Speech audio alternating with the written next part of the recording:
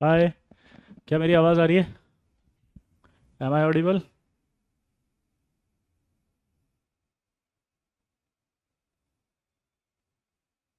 Good evening. चलिए, आवाज़ आ रही, धन्यवाद। वाह। पिछली क्लास में हम कहाँ तक पढ़ लिए थे बताओ? पिछली क्लास में हम कहाँ तक पढ़ लिए थे बताओ?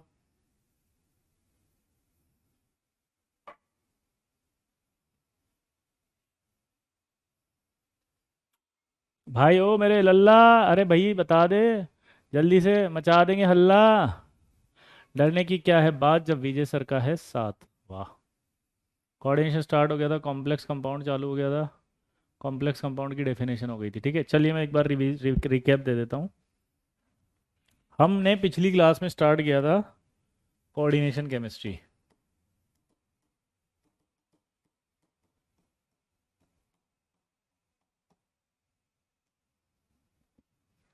पिछली क्लास में हमने क्या स्टार्ट किया था? Coordination chemistry. यहाँ तक ठीक है।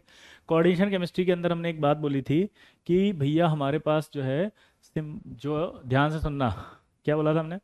इन इनऑर्गेनिक केमिस्ट्री जो है, हमने कहा था कि तीन तरह के कंपाउंड्स होते हैं। पहला बताया था मैंने, बोलो। पहला बताया था मैंने, बोलो। Simple salt. ठीक है, सिंपल सॉल्ट हमेशा एसिड बेस रिएक्शन से बनते हैं। ठीक है। फिर मैंने दूसरा बताया था मॉलिक्यूलर एडिशन कंपाउंड।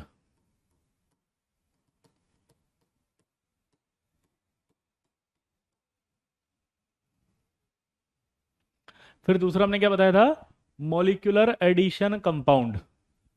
ठीक है। मॉलिक्यूलर एडिशन कंपाउंड क्या होते थे? जब दो या दो से ज्यादा सिंपल सॉल्ट्स केमिकली कंबाइंड होते हैं। दोबारा से बोलो। जब दो या दो से ज्यादा सिंपल सॉल्ट केमिकली कंबाइंड होते हैं in fixed proportion by weight, तो उसे क्या कहा जाता है? Molecular addition compound. तो दो या दो से ज्यादा सिंपल सॉल्ट जब केमिकली कंबाइंड होंगे तो उसे मॉलिक्यूलर एडिशन कंपाउंड कहा जाएगा। और मॉलिक्यूलर एडिशन कंपाउंड को फिर जब पानी में डालते हैं, यानी कि depending upon their behaviour in aqueous solution. दोबारा बोलो। Depending upon their behaviour in aqueous solution. तो depending upon their behaviour in aqueous solution they are of two types. तो फिर मैंने इनको बताया था कि दो टाइप के हैं ये भी। एक आता है डबल सॉल्ट और एक होता है कॉम्प्लेक्स कंपाउंड। ठीक है। तो दो तरह के होते थे, एक डबल सॉल्ट और कॉम्प्लेक्स कंपाउंड। अब डबल सॉल्ट क्या होता था, सुनना जरा। कि मॉलिक्यूलर एडिशन कंपाउंड जो अपने सभी कॉन्स्टिट्यूएंट्स आयन के टेस्ट देगा। मॉलिक्यूलर एडिशन कंपाउंड जो अपने सभी कॉन्स्टिट्यूएंट्स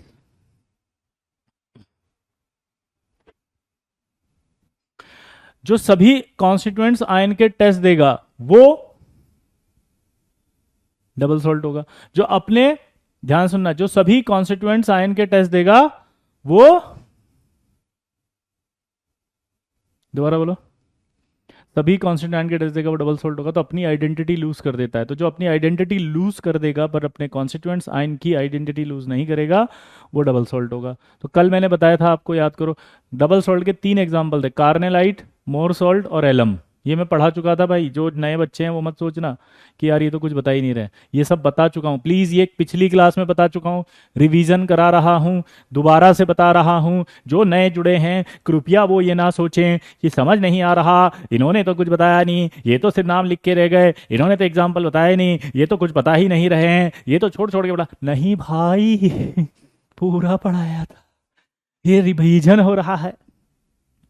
दूसरा होता था कॉम्प्लेक्स कंपाउंड। कॉम्प्लेक्स कंपाउंड होता था ऐसे मॉलिक्यूलर एडिशन कंपाउंड जो पानी में डालने पर अपने सभी कॉन्स्टिट्यूएंट्स आयन के टेस्ट नहीं देते, यानी अपनी आइडेंटिटी लूज नहीं करते, अपने कॉन्स्टिट्यूएंट्स आयन की आइडेंटिटी लूज कर देते हैं। अपने कॉन्स्टिट्यूएंट्स आयन की आइडेंटिटी लूज कर देते हैं। तो किसकी आइडेंटिटी लूज नहीं करेंगे, जल्दी बताओ? कॉन्स्टिट्यूएंट्स आयन की आइडेंटिटी लूज नहीं करेंगे, बट अपनी आइडेंटिटी लूज नहीं करेंगे, बट कॉन्स्टिट्यूएंट आयन की आइडेंटिटी लूज कर देंगे। अब जो कॉम्प्लेक्स कंपाउंड थे, डिपेंडिंग अपॉन देयर, ये डिग्री ऑफ डिसोसिएशन, दोबारा बोलो, depending upon there degree of dissociation.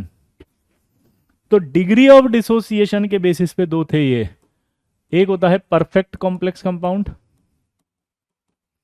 और एक होता है इम्परफेक्ट कॉम्प्लेक्स कंपाउंड। क्या बोला जल्दी बताओ? Depending upon there degree of dissociation. तो डिग्री ऑफ डिसोसिएशन के बेसिस पर ये दो तरह के होते हैं, एक परफेक्ट कॉम्प्लेक्स कंपाउंड और एक इम्परफेक्ट कॉम्प्लेक्स कंपाउंड। ठीक है, तो अब हम स्टार्ट करने वाले हैं परफेक्ट कॉम्प्लेक्स कंपाउंड से। कहां से स्टार्ट करेंगे भाई? Perfect.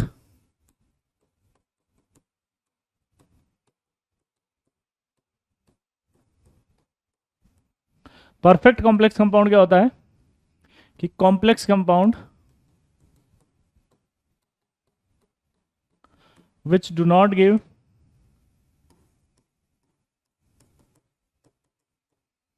test of its all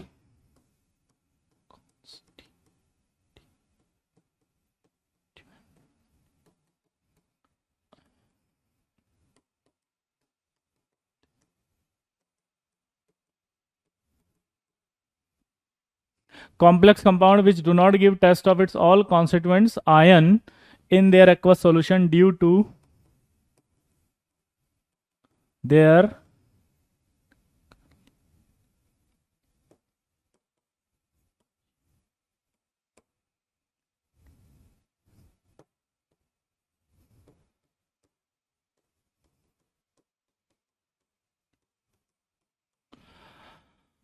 complex compound which do not give test of, बोलो, which do not give test of its all constituents ion, which do not give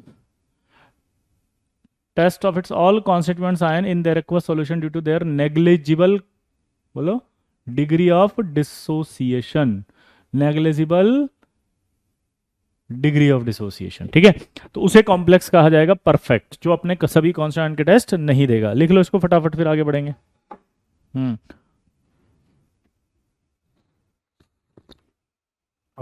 वाह ताज वाह।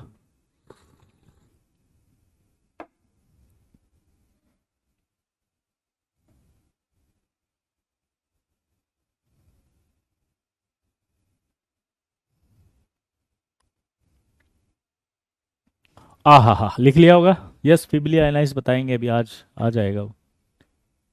ठीक है,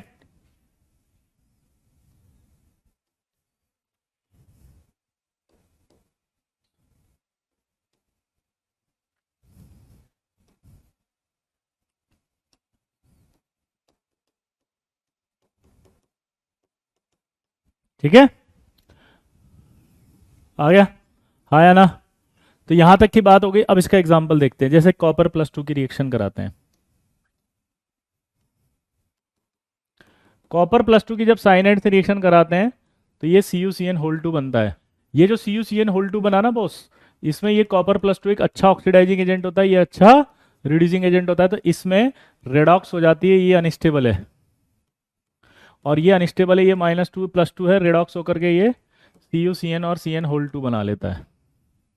क्या बोला जल्दी बताओ बेटा? K4 एफिशिएंसी का नाम आगे आएगा, ये हम नॉमेनक्लेचर पढ़ेंगे, है ना? प्लीज दीपक, प्लीज, आज नहीं, बस रिक्वेस्ट है प्लीज। तो ये रिडॉक्स हो गई, देखो आप, क्यों? क्योंकि ये दोनों रिडॉक्स कर लेते हैं, ये प्लस में, ये जीरो में, तो इसका तो क्या हो गया, +2 से गया तो रिडक्शन, और साइनाइड का क्या होगा, ऑक्सीडेशन।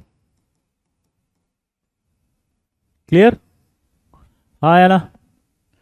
अब जब आप एक्सिस में क्या लेंगे, KCN, तो एक्सिस में KCN लेने पर, ये एक्सिस ऑफ KCN लेने पर एक कॉम्प्लेक्स बन जाएगा, ये CuCN4K3। ठीक है, अब इस कॉम्प्लेक्स में जब देखोगे तो आयनाइज करना पड़ेगा इसको, तो जब ये आयनाइज करेंगे तो ये आपका CuCN4-3 आएगा। हमने कल कहा था ये डब्बा भी फीबली आयनाइज्ड होता है, यानी कि कुछ अमाउंट में ये आयंस भी होंगे। फीबली आयनाइज्ड होता है तो कुछ अमाउंट में ये भी आयन होंगे। वाह ताज वाह। तो ये कॉपर +2 से +1 में आ गया। अब इसमें आइडेंटिफाई करने के लिए इसमें H2S पास करा, H2S पास करने पर इसमें कोई टेस्ट नहीं आया।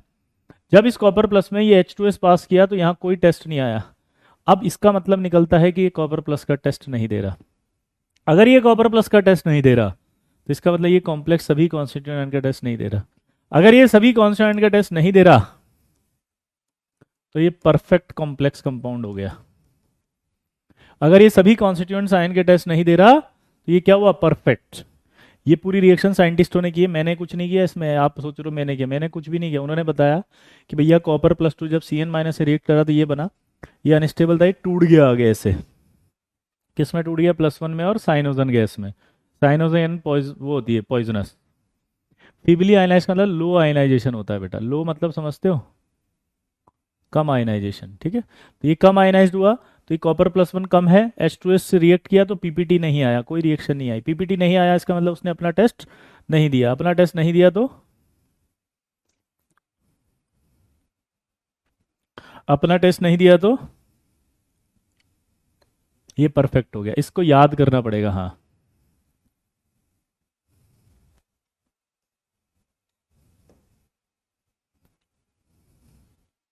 अब यहां पर एक खास बात आती है, पता है क्या खास बात ये आती है कि जो साइनाइड होता है वो एक स्यूडो हेलोजन होता है।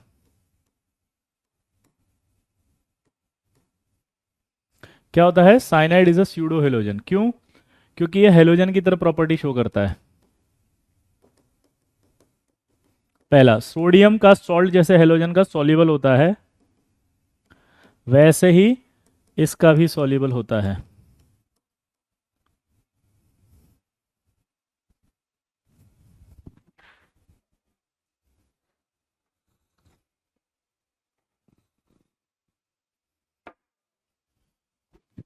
ठीक है। सिल्वर के साथ जो इसका वाइट पीपीटी होगा तो इसका भी वाइट ही होगा। सिल्वर के साथ इसका वाइट पीपीटी है, ठीक है, तो इसका भी वाइट ही होगा।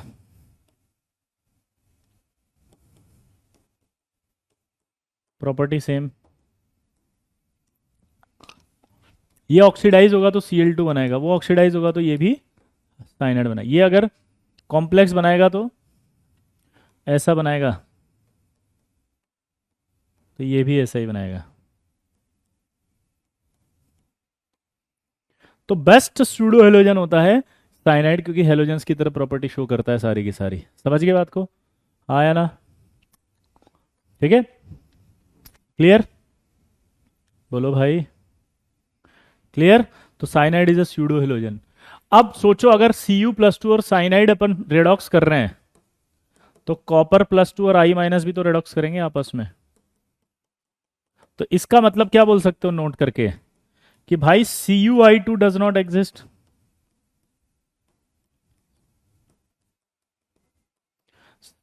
क्यों नहीं होगा, बिकॉज ऑफ रेडॉक्स।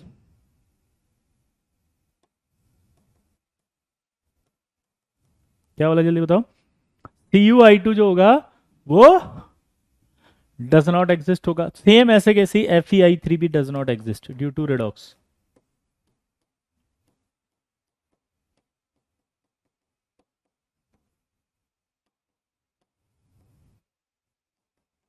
ठीक है, तो Cu(I2) डज नॉट एग्जिस्ट है बिकॉज ऑफ रेडॉक्स। H2S ही क्यों पास किया, कि उसका टेस्ट है, बहुत सारे टेस्ट होते हैं उसमें से एक टेस्ट हमने लिया है H2S। इस तरह के डाउट मत पूछा करो प्लीज, ये ही क्यों लिया, ये क्यों नहीं लिया। अरे जो अवेलेबल है वो ले लिया। मान लो तुम्हें यहाँ से एग्जाम रूम जाना था, तुम्हें कुछ मिल नहीं रहा ऑटो के अलावा तो ऑटो पकड़ के चले गए। तुम्हें ऑटो नहीं मिला वहां पर और सिर्फ कार ही मिल रही है तो कार पकड़ के चले गए। जो अवेलेबल है वो ले लिया। ठीक है, ई ऑन, जल्दी करो। What is the meaning of square bracket. Square bracket ये बताता है कि इसके अंदर जो होंगे वो टेस्ट देने की टेंडेंसी नहीं होगी, उनकी कम होगी। नोट करो इसको पहले फटाफट, फिर आगे बढ़ेंगे।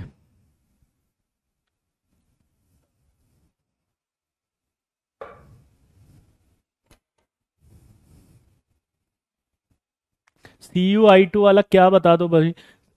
एक बच्चा कह रहा है कि Cu(I2) वाला बता दो वापस से।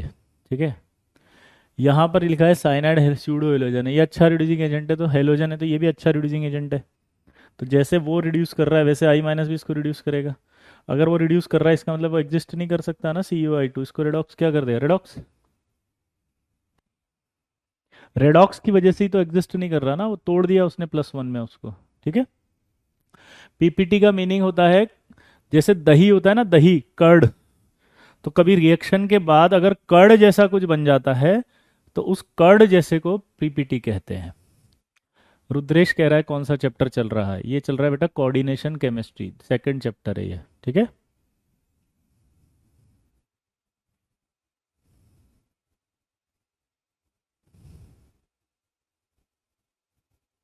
FeI3 एग्जिस्ट क्यों नहीं कर रहा है? फिर से वही रीजन है, रेडॉक्स रिएक्शन। FeI3 एग्जिस्ट क्यों नहीं कर रहा बताओ? वही रीजन है, redox reaction.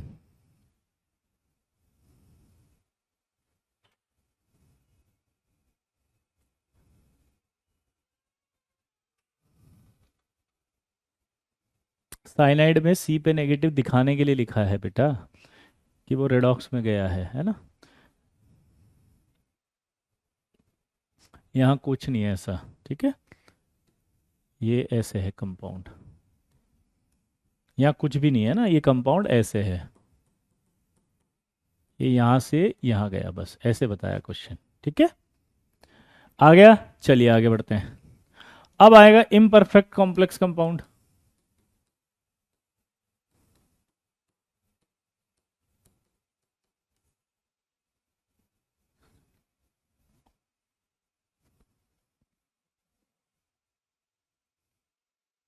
FeI2 plus I2 में एक बच्चा लिख रहा है कि सर ये किस में ब्रेक होगा?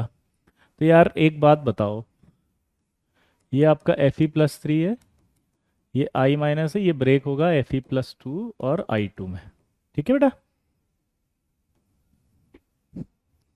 क्लियर? किसी भी ट्रांजिशन मेटल का नहीं बनेगा, गलत, क्योंकि हर एक ऑक्सीडाइजिंग एजेंट नहीं होता, सिर्फ यही दो हैं। अगर आपको नहीं समझ में आ रहे तो अभी के लिए याद कर लो, आगे समझ में आ जाएंगे। कॉपर+2 और एक Fe+3, ठीक है, सिंपल है, कुछ कंफ्यूजन नहीं है। CuCN hold to be exist थोड़ी देर के बाद नहीं करता, दिखता है, ये तो कभी दिखते भी नहीं है, तो डिफरेंस है, ये दिखा और फिर टूटा, और ये कभी बने ही नहीं। समझ में आ गया निखिल? चलिए दोस्तों आगे बढ़ते हैं, अगला आएगा imperfect complex compound.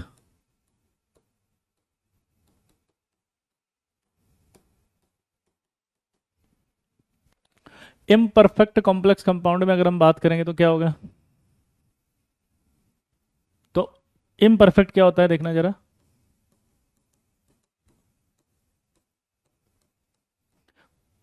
Complex compound which may give test of its all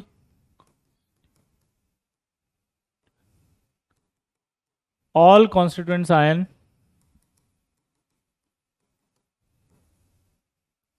in their aqueous solution.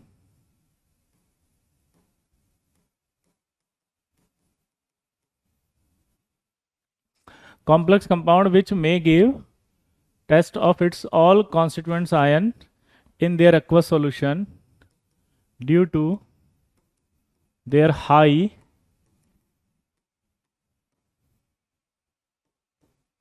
degree of dissociation. Due to their high degree of dissociation.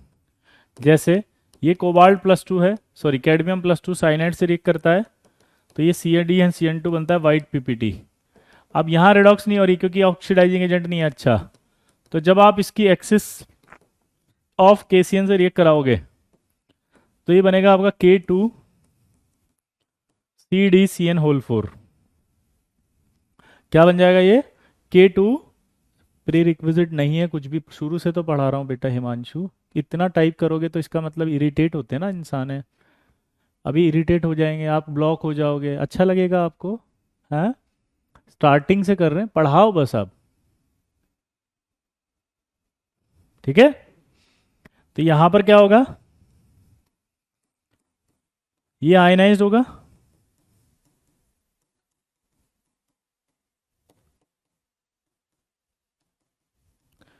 और ये आयनाइज होकर ये बना देगा। अब इसमें भी H2S पास करके देखेंगे हम। H2S पास करेंगे तो क्या होगा, यहाँ पर इस बार C2S का येलो प्रेसिपिटेट आ जाएगा,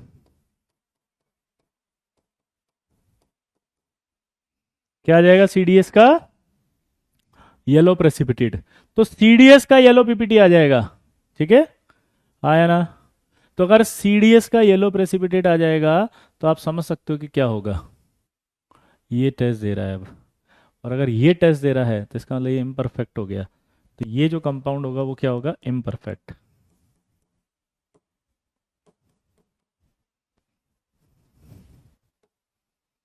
ठीक है, नोट करो इसको। यस, केमिकल रिएक्शन याद करनी है अभी स्टार्टिंग में तो मोहित, बिल्कुल सब तीनों रिएक्शन अच्छे से याद करनी है, ठीक है। लिखो फटाफट, सर्वज्ञ बेटा गर्दा मचा देंगे, थोड़ा एनर्जी दिखाओ। हद, हम चिल्ला के उछल कूद बंदर की तरह कर लेंगे तो ये कॉन्सेप्ट समझ में आएगा तुमको सर्वज्ञ। अभी देखो एक कॉन्सेप्ट समझ में आना चाहिए, लॉजिक से खेलना है आईटी में। इसके अंदर एक तो लॉजिक है। ये जो लाइन तुम लिखे ना, इसकी बजाय अगर आप यहाँ पर एक सवाल छुपा हुआ है वो पूछ लेते ना, तो AIR 1 आ जाती तुम्हारी, गर्दा मचाने की जरूरत नहीं पड़ती है, समझे। यहाँ बहुत हाईली बहुत इंपॉर्टेंट कॉन्सेप्ट समझा छुपा हुआ है, और वो तुम्हें दिखना चाहिए था। लेकिन तुम चाहते हो टीचर साला उछल कूद करता रहे, बंदर बन जाए यहाँ पे, और खुद बैठ करके वहां पर जो है पढ़ाते रहें बस। आईआईटी का तैयारी कर रहे हो बे, ठीक है, चलिए आगे बढ़े। इसमें K3 क्यों नहीं आया, अभी तो बताया रेडॉक्स नहीं होगा इसमें, देखो। तो इसमें अगर रेडॉक्स नहीं होगा तो उस कंडीशन में हम क्या करेंगे, डायरेक्ट पीपीटी आएगा ना, ये क्लियर। साइनाइड माइनस का भी टेस्ट ले सकते हैं, बहुत सारे टेस्ट होते हैं, बट हम इसमें CDS का येलो पीपीटी लिखा है। कैडमियम का ही कर रहे हैं क्योंकि हम उधर भी कैटायन का कर रहे थे। देखो शिवम ने लिखा वो डाउट जो मैं सोच रहा था अभी तक, ध्रुव ने बच्चों वाले डाउट पूछ रहा है, ये तो बिल्कुल ही एकदम। सिर्फ एक लड़के ने लिखा है सही चीज जो मैं सोच रहा था, लक्ष्य ने भी वही लिखा है, बिल्कुल जो मैं कह रहा था कि आना चाहिए था वो डाउट। ये उठ पटांग गंवारों जैसे डाउट, अरे चार्ज बैलेंस नहीं हो रहा है, ये नहीं बैलेंस हो रहा है। मैं कह रहा हूँ कॉन्सेप्ट पर जाओ, कॉन्सेप्ट ये तो हो जाएगा ना, -2 लिख दूंगा तो। कॉन्सेप्ट छुपा हुआ है इसके अंदर, एक डाउट आना चाहिए। वो होते हैं डाउट, ये डाउट। शेयर चार्ज नहीं दिख रहा, शेर उछल कूद करो बंदर की तरह, आईटी में अच्छा गर्दा मचा देंगे हम सर्वज्ञ। क्यों भाई सर्वज्ञ, जबकि इसमें एक डाउट आना चाहिए था, पता है क्या, सुनो। अगर इम्परफेक्ट की डेफिनेशन लिखी है यहां पे, पता है क्या डेफिनेशन लिखी है, कि इम्परफेक्ट कॉम्प्लेक्स वो होते हैं जो अपने सभी कॉन्स्टिट्यूएंट्स आयन के टेस्ट दे सकते हैं। ध्यान से सुनना, इम्परफेक्ट कॉम्प्लेक्स में वो लिखा है जो अपने सभी कॉन्स्टिट्यूएंट्स आयन के टेस्ट दे सकते हैं, ठीक है। बेटा अगर ये टेस्ट दे रहा है तो ये भी देगा, ये अंडरस्टूड है क्योंकि ये आयनाइज हो रहा है। तो अगर ये टेस्ट देगा तो अंडरस्टूड है, ये भी देगा, ये हमेशा याद रखो, ठीक है दिव्यांशु। हाँ, तो मतलब एक का बता दिया ना इस डब्बे के अंदर तो दूसरा ऑलरेडी देगा, ऐसे नहीं अलग अलग का टेस्ट बताएंगे, ठीक है। ये टेस्ट दे दिया ना डब्बे ने, डब्बे के अंदर अगर एक केटाइन का भी टेस्ट है तो हम मानेंगे ये दोनों दे रहे हैं, समझ गए, क्लियर। अब कॉन्ट्राडिक्शन क्या है, इम्परफेक्ट ये कह रहा है कि सभी कॉन्स्टिट्यूएंट आयन का टेस्ट दे सकता है। तो अगर ये सभी कॉन्स्टिट्यूएंट आयन का टेस्ट दे सकता है तो डाउट क्या आया कि ये तो फिर क्या हो गया, डबल सोल्ट, क्योंकि डबल सोल्ट तो सभी कॉन्स्टिट्यूएंट का टेस्ट देता है। तो अगर डबल सोल्ट सभी कॉन्स्टिट्यूएंट का टेस्ट देता है और ये भी सभी कॉन्स्टिट्यूएंट का टेस्ट देता है, तो सभी कॉन्स्टिट्यूएंट का टेस्ट देगा तो ये भी डबल सोल्ट हो जाएगा, ये भी सभी कॉन्स्टिट्यूएंट्स आयन का टेस्ट दे देगा तो ये भी डबल सोल्ट हो जाएगा। और अगर ये डबल सोल्ट है तो कॉम्प्लेक्स में क्यों है, और अगर ये कॉम्प्लेक्स में रखते हो तो ये सभी कॉन्स्टेंट का टेस्ट क्यों दे रहा है। दिव्यांशु यार प्लीज यार, रिक्वेस्ट है यार प्लीज यार, मतलब हाईली कंसेप्चुअल सब्जेक्ट पढ़ा रहे हैं। बोल तो दिया साइनाइड, इनको डिलीट मार दिया करो ना अगर डाउट खत्म हो जाए तो, क्योंकि ये वही चलता रहता है एक ही डाउट तुम्हारा बहुत देर तक चैटिंग में, ठीक है। तो यहां पर ये है कि अगर आपका ये सभी कॉन्स्टेंट के टेस्ट दे रहा है तो कॉम्प्लेक्स क्यों है, और अगर कॉम्प्लेक्स है तो सभी कॉन्स्टेंट के टेस्ट क्यों दे रहा है, सभी कॉन्स्टिट्यूएंट साइन के टेस्ट क्यों दे रहा है। पॉइंट समझ रहे हो आप। तो इसका मतलब ये तो कॉन्ट्राडिक्शन हो गया। कॉन्ट्राडिक्शन क्या हुआ कि सभी कॉन्स्टिट्यूएंट्स आयन के टेस्ट कैसे दे सकता है, समझ गए। तो अब इसको समझने के लिए कॉन्सेप्ट बताता हूं, फिर उसको इस पे अप्लाई करेंगे, ठीक है, ध्यान से सुनना। कोई भी टेस्ट साइंटिस्टों ने कैसे किया देखो, कोई भी टेस्ट दे रहा है या नहीं दे रहा है इसका पता लगता है कि उस आयन में हम उसका रिएजेंट डालते हैं और वो रिएजेंट जाकर के पीपीटी बना देता है। क्या बोला मैंने? कोई भी आयन का टेस्ट करने के लिए उसमें हम क्या डालते हैं? रिएजेंट डालते हैं और वो रिएजेंट अंदर जाके उसका पीपीटी बना देता है। क्या बोला बताओ मैंने? कोई भी कैटायन का टेस्ट लगाने के लिए रिएजेंट डालते हैं, रिएजेंट डालकर उसमें पीपीटी दे देता है वो। क्लियर दोस्तों? अगर उसने अपना पीपीटी दे दिया तो इसका मतलब उसने अपना टेस्ट दे दिया। अगर उसने अपना पीपीटी दे दिया तो इसका मतलब टेस्ट दे दिया, टेस्ट आ गया। क्लियर? तो पीपीटी आने का तरीका क्या होता है वो समझाता हूं। जैसे हर एक सॉल्ट का अपना एक केएसपी होता है, अगर याद हो तो। केएसपी कहते हैं सॉल्युबिलिटी प्रोडक्ट को। केएसपी किसे कहते हैं? केएसपी किसे कहा जाता है बताओ? सॉल्युबिलिटी प्रोडक्ट को। केएसपी किसे कहते हैं? सॉल्युबिलिटी प्रोडक्ट को। अब मान लीजिए किसी सॉल्ट को पानी में डाल दिया अपन ने, तो वो आयनाइज होगा ए और बी में। तो जितना अगर सॉल्ट सॉल्युबल हो सकता है उतना ही सॉल्युबल है, यानी कि जितना सॉल्व हो सकता था उतना ही सॉल्युबल है, तो ये बराबर है। और अगर ये बराबर है तो इसे क्या कहेंगे अपन? Saturated solution. लेकिन अगर मान लीजिए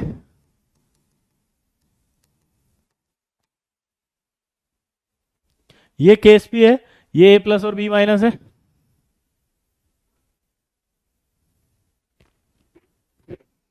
जितना सॉल्युबल हो सकता है उससे कम सॉल्युबल हुआ, यानी अभी और हो सकता है, तो केस भी ज्यादा होगा।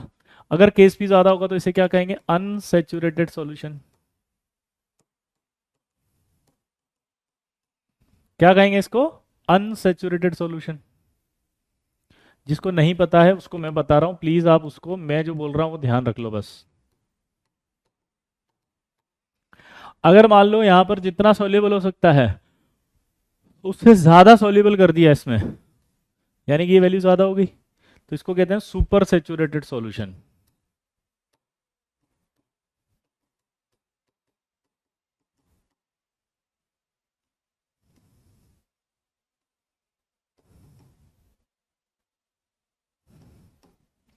Super saturated solution. इसको ऐसे समझो, जैसे मान लो एक लड़का है, ये दूसरा लड़का और ये तीसरा लड़का, तीनों पक्के दोस्त हैं। ये थोड़ा सा चालाक है,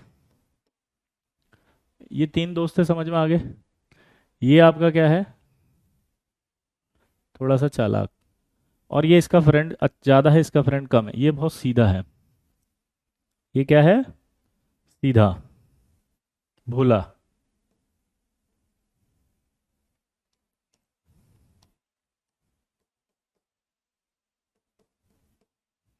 ये बेचारा क्या है? भोला है ना? अब यहां पर क्या बात हुई कि ये इसने इन दोनों को अपने यहाँ खाने पे बुलाया। ठीक है? इन दोनों ने दोनों को खाने पे बुलाया। इसने इसने जब खाने पे बुलाया तो ये तो इसका दोस्त है, तो इसने इसको 5 रोटी खा सकता था, 5 खिला दी। सोचना जरा, 5 खा सकता था, 5 खिला दी, तो कौन सा सोल्यूशन बना? 5 रोटी खा सकता था और 5 ही रोटी खिलाई है, तो बताओ कौन सा सोल्यूशन बना?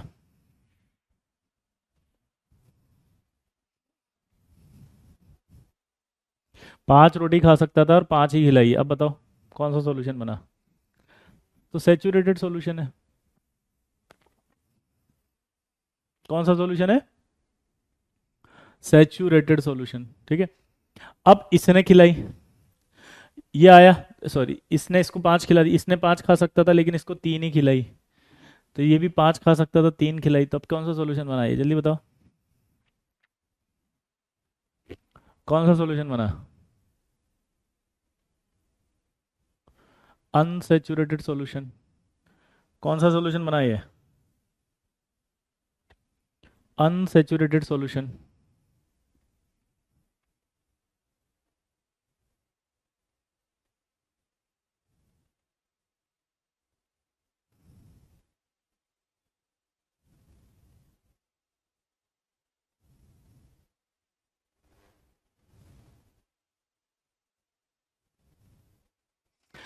अब ये बेचारा सीधा है, तो इसने सोचा शिष्टाचार के नाते मुझे इसको खाने पे बुलाना चाहिए। एग्रीड और नॉट? ये आपका जो है वो समझदार इंसान है, इसने इसको खाने पे बुलाया। अब ये बेचारा सीधा भोला भाला, इसको हिंदुस्तान का शिष्टाचार पता है, तो यहाँ क्या होगा, इसने इसको बुलाया, ये 5 रोटी खा, इसने इसने 3 नंबर वाला इसको खिलाया, ये भी 5 खा सकता था, अब इसने 5 की जगह 7 खिला दी। सोचो, 5 रोटी की जगह 7 खिला दी, काजू बादाम का हलवा, खीर, गुलाब जामुन, रसगुल्ले, ठीक है, इसके अलावा जो है वो इसने सैलेड है, अचार, पापड़, सब कुछ बढ़िया से खिलाया, शानदार तरीके से, आया ना। अब सोच के बताओ, अगर शानदार तरीके से इसको खिला दिया इसने, ठीक है, पेट भर के, क्योंकि अपने यहाँ अनुहार करते हैं ना रिक्वेस्ट, तो कौन सा सॉल्यूशन बना, सुपर सैचुरेटेड। अब ये इससे मिला तो इसने पूछा इससे कि भाई तेरे को कुछ खिलाया, तो ये मना कर दिया इसने, डिनाय, बोला ये तो पागल है, भुक्कड़ साला, मेरे को बुला लिया, कुछ नहीं खिलाया इसने। समझ रहा मेरी बात को ध्यान से। ये जो है भाई, ये इसने कह दिया कि ये तो भुक्कड़ है, इसने कुछ नहीं खिलाया, झूठा साला, मेरे को बुला के भूखे पेट दिया। ठीक है, अब ध्यान सुनना, इसने जबकि खिलाया था इसको खूब सारा, इसके पेट में कौन सा सोल्यूशन था, सेचुरेटेड सोल्यूशन। ये यहां पर खड़ा है, ये बात कर रहा है, पेट में सुपर सेचुरेटेड सॉल्यूशन है। जैसे सुपर सेचुरेटेड सॉल्यूशन बनते थोड़ी देर बाद क्या आएगी, वॉमिटिंग। ये देखो यहां से लटक रहा है गुलाब जामुन, दिख रहा है उसको बेचारे को, इसके लटक रहा है गुलाब जामुन, इसको दिख गया कि गुलाब जामुन खाया था। ये चावल पुलाव से गिर रही है, ये पापड़ टहल रहा, ये काजू की खीर जो है वो लटकी हुई यहां से जा रही है। इसका मतलब क्या हुआ, इसको आइडेंटिफाई हुआ कि नहीं हुआ कि यार ये काजू की खीर भी खिलाई इसने, आलू की सब्जी भी थी, पूड़ी भी थी, इसमें पापड़ था, सलाद था, सब कुछ था, आइडेंटिफाइड हुआ है बिल्कुल एग्जैक्ट कि झूठ बोल रहा था ये। तो इसी तरह से पानी के अंदर कौन सा केटायन है ये हमें नहीं पता होता, रिएजेंट डालने पर उसका पीपीटी आता है, वो पीपीटी बताता है कि अंदर ये केटायन था, तो प्रेजेंट है कि नहीं है, तो पता लगा कि नहीं लगा, हाँ, और ये टेस्ट दे रहा है कि नहीं दे रहा, हाँ, तब जाकर हम बोलते हैं कि ये टेस्ट दे रहा है। इससे पता चलता है कि अंदर टेस्ट आया है। तो ये जो चीजें हम पढ़ रहे हैं, ये परफेक्ट और इम्परफेक्ट में ये टेस्ट देगा तब होगा, समझ गए बात को, ये टेस्ट देगा तब होगा। अब क्या हुआ, ध्यान से सुनना, अब आपने एक मान लीजिए कॉम्प्लेक्स लिया, ध्यान सुनना, अब आपने एक कॉम्प्लेक्स लिया जिसमें कैटायन आयनाइज्ड हुआ ये ए, और इसका कंसंट्रेशन है 1, सपोज कंसंट्रेशन है 1, आपने उसमें एक रिएजेंट डाल दिया बी माइनस, ठीक है, और उसका कंसंट्रेशन डाला आपने 7, तो ये तो कंपाउंड बन गया ना, केएसपी ए बी। इसकी हर एक कंपाउंड की केएसपी फिक्स होती है भाई, at constant temperature, her compound का फिक्स है। मान लिया इसका केएसपी 10 है, मान लिया इसका जो केएसपी है वो 10 है, समझ के बात को। तो मान लिया अपन ने कि इसका केएसपी तो 10 है, आपने जब ये डाला तो क्या हुआ, बी रिएजेंट के लिए ये जो कैटायन है ए प्लस, ये टेस्ट नहीं दे रहा, बी के लिए अगर ये टेस्ट नहीं दे रहा तो क्या हो गया, ये परफेक्ट, परफेक्ट हो गया। लेकिन अब आपने क्या करा, कंसंट्रेशन बढ़ा दिया, आपने अब क्या करा, इसकी कंसंट्रेशन बढ़ा दी, तो एक्सेस में कंसंट्रेशन आ गई, एक्सेस ऑफ कंसंट्रेशन के लिए अब ये क्या हो गया, टेस्ट देने लग गया। यही कॉम्प्लेक्स बी की एक्सेस ऑफ कंसंट्रेशन के लिए टेस्ट देने लग गया, तो क्या हो गया, imperfect.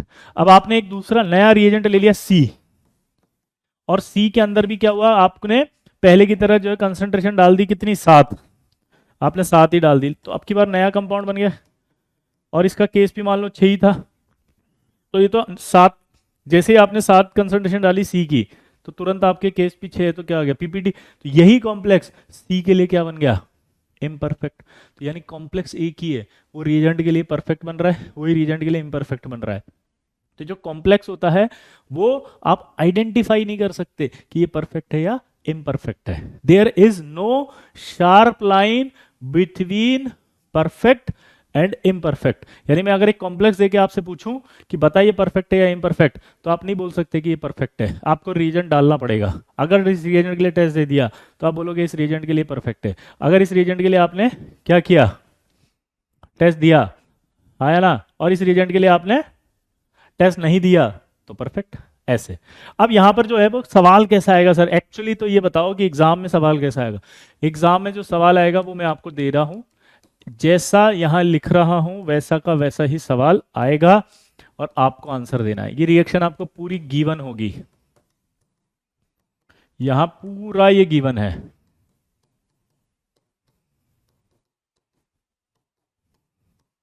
AgNH3 whole to ionise हो गया प्लस Cl माइनस। अब आपको पता है ये भी फिबली आयनाइज्ड होता है, तो ये Ag प्लस प्लस NH3 में आ गया। अब हमारे पास ये 3 कॉम्प्लेक्स आ गए, ठीक है। पहला रिएजेंट हमने डाला केबीआर, फर्स्ट रिएजेंट इसमें केबीआर डाल दिया। जैसे ही केबीआर डाला तो मेरे पास जो है वो एजीबीआर कोई पीपीटी नहीं आया। लेकिन जब मैंने इसमें एक्सिस ऑफ केबीआर डाल दिया तो मेरे पास एजीबीआर का पेल येलो पीपीटी आ गया।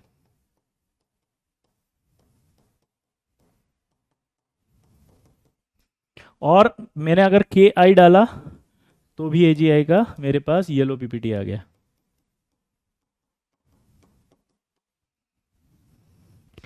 अब मेरे पास यहाँ एजीआई का येलो प्रेसिपिटेट आ गया, तो जैसे ही मेरे पास एजीआई का येलो पीपीटी आया तो आप समझ सकते हो क्या हुआ, कि आपसे ये पूरा रिएक्शन देके क्वेश्चन पूछा है कि ये जो कॉम्प्लेक्स दिख रहा है वो इस केबीआर के लिए कैसा है। बोलो, आप खुद बताओ, ये सवाल आएगा ऐसे कैसे जो दिया गया है कि ये कॉम्प्लेक्स इस केबीआर के लिए कैसा है, ये कॉम्प्लेक्स।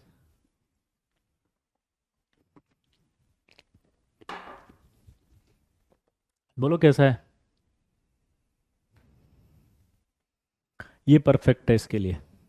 यहाँ के लिए कैसा है, बोलो। टेस्ट दे रहा है तो इम्परफेक्ट। यहाँ के लिए देखें तो ये इम्परफेक्ट। तो आप नोट करके क्या लिख सकते हैं कि there is no sharp line between perfect and imperfect.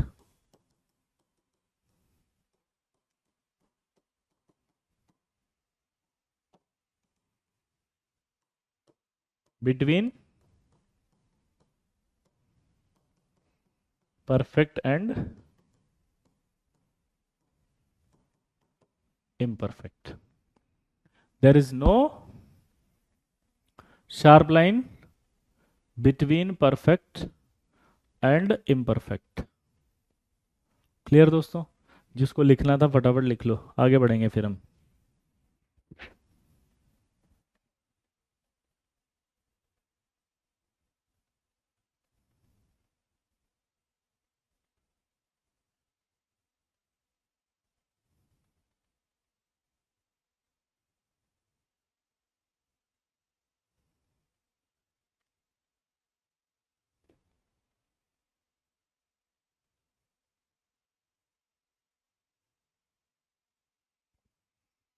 नहीं, अपनी आइडेंटिटी लूज नहीं करते। आई होप लिख लिया होगा, आगे बढ़े।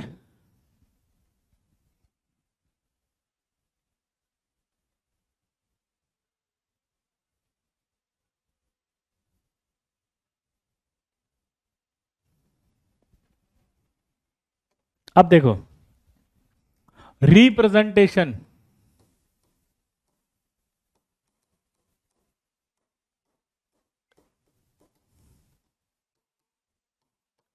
किसी भी कॉम्प्लेक्स को रिप्रेजेंट करते हैं तो ये आपका रिप्रेजेंटेशन होता है। इसको कहा जाता है कोऑर्डिनेशन स्फीयर। ये जो इधर दिख रहा है ये कहलाता है आयोनाइजेशन स्फीयर।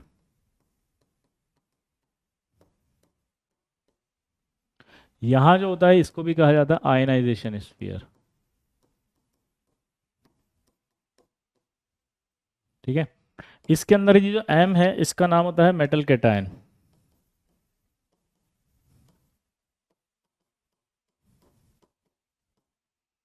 इसका मतलब एल मतलब होता है लिगेंड। एक्स बराबर होता है number of ligands.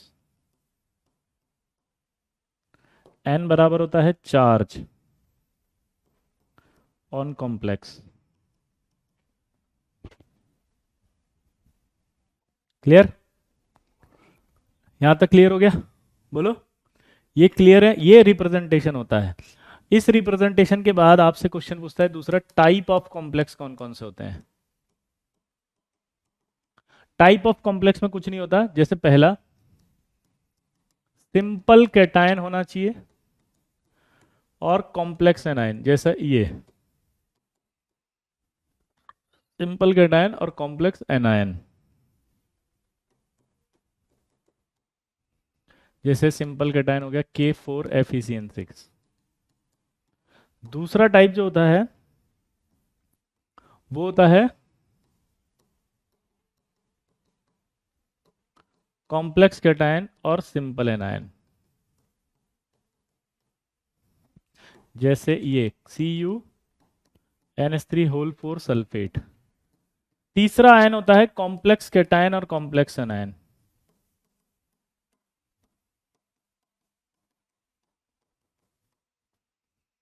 Complex cation,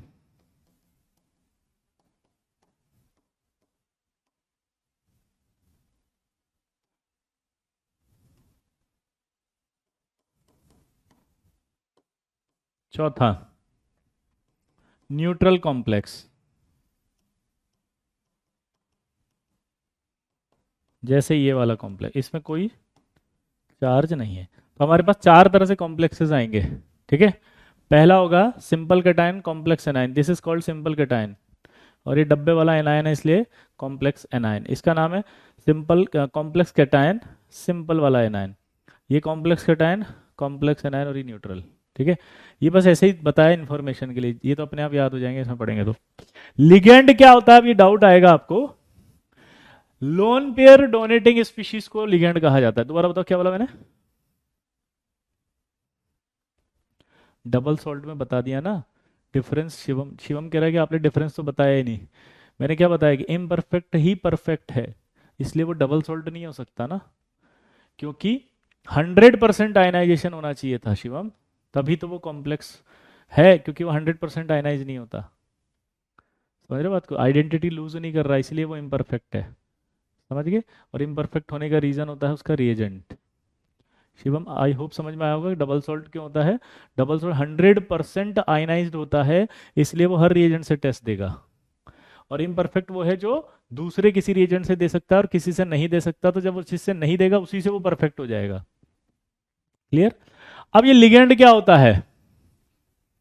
ligand होता है लोन पेयर डोनेटिंग स्पीशीज, बस ये ध्यान रखना, ठीक है। अभी डिटेल में पढ़ेंगे। कुछ बच्चे कह रहे हैं लर्न करना पड़ेगा क्या? बेटा कुछ भी लर्न नहीं करना पड़ेगा, बस आप जाके नोट्स को रिवाइज कर लेना, ये आपके दिमाग में बैठ जाएगा और फिर रिलेट होना शुरू होगा जब आगे हम पढ़ते जाएंगे, ठीक है। बट बस आप क्लास रेगुलर करना, मेरी हाथ जोड़ के विनती है, क्लास मत छोड़ना। ये मत सोचना कि मैं जाके रिकॉर्डिंग देख लूंगा कर लूंगा, नहीं, आपको सिर्फ और सिर्फ क्या करना है, जल्दी बताओ।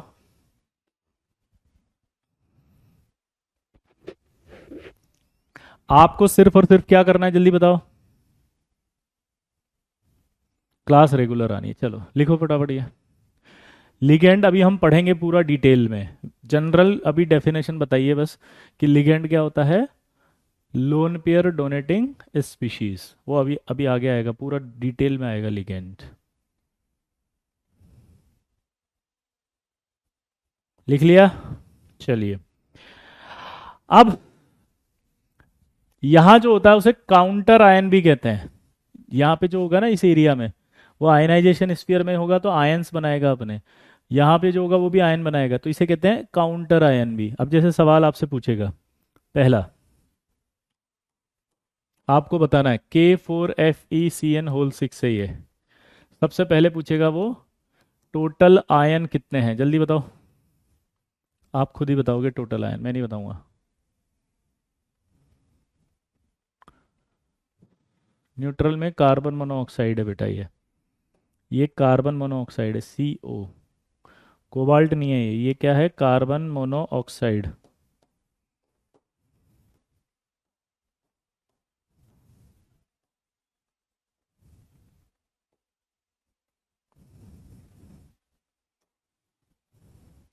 चलो बताओ इसमें टोटल आयन कितने? 5।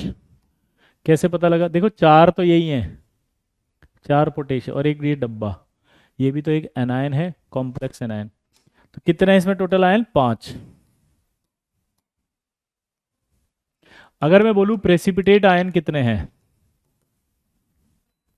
बोलो प्रेसिपिटेट आयन कितने हैं?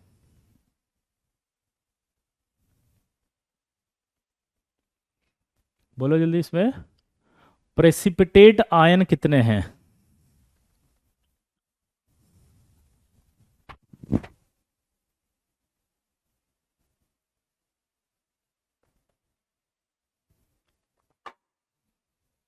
चार बोलने पड़ेंगे क्योंकि ये चारों पोटेशियम पीपीटी के आयन चार हैं, चारों पीपीटी हैं, दे सकते हैं। पीपीटी आयन का ही एक और नाम होता है काउंटर आयन। तो आप बता सकते हैं काउंटर आयन कितने हैं? ये चार दिख रहे काउंटर आयन, ठीक है, आया ना? 4 बोलेंगे, 4। क्लियर? इसमें मेटल कैटायन कौन है? तो ये एफ ही है। लिगेंड कौन है? ये है, हाँ या ना? क्लियर? तो इस तरह के छोटे छोटे सवाल आप, आई होप आप कर देंगे। पक्का? ब्रैकेट के बाहर जो भी होगा वो काउंटर आयन होगा। जैसे एक सवाल पूछ लेते हैं, find the number of counter ion इन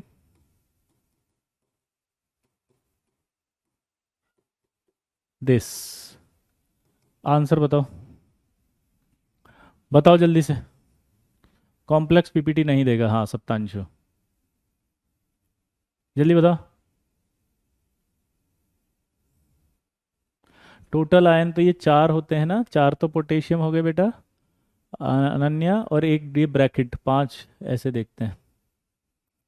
चलो बताओ काउंटर। 3, क्योंकि ये Cl जो है वो आयनाइजेशन स्फीयर में है, उन्हीं को काउंटर आयन कहते हैं। तो कितने हो गए काउंटर आयन? 3।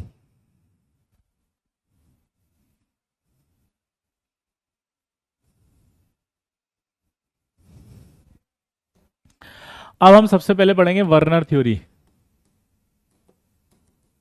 बहुत ही इंटेलिजेंट साइंटिस्ट थे वर्नर।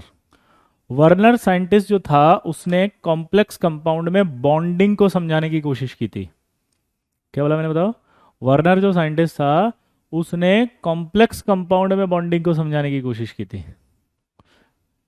अनन्या 5 होगा ना बेटा, पोटेशियम तो 4 है और एक ब्रैकेट है ना, तो 5 होंगे, 4 पोटेशियम और एक ब्रैकेट पूरा, तो 5 आयन होंगे टोटल। ठीक है अनन्या? अब घर जाके रिवाइज करना, ओके?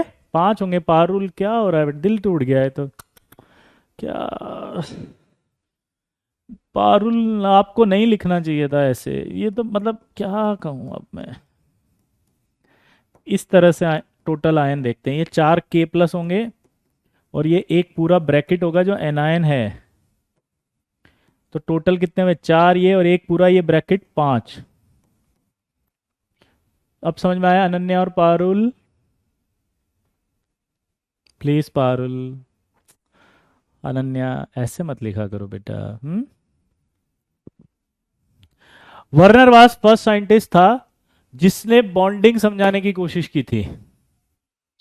अच्छा, सेकंड वाले में बोल रहे हो क्या? ओ सेकंड में, और oh my god, thank you thank you thank you, yes. पीपीटी आयन या काउंटर आयन, ये होंगे 3। अरे रे रे, वेरी गुड वेरी गुड। पर टोटल आयन होंगे 4। Oh my god, amazing, thank you, yes. ओ हो, ये बोल रही थी क्या आप? Oh my god, wow, thank you Parul, thank you Ananya. My god, मुझे पता ही नहीं था। वही मैं सोचूं ऐसा कैसे हो सकता है। आगे बढ़े। तो Werner was first scientist who tried to explain bonding in complex compound.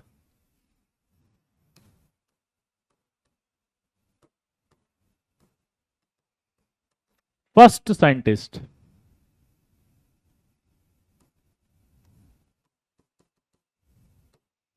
Who, बोलो, tried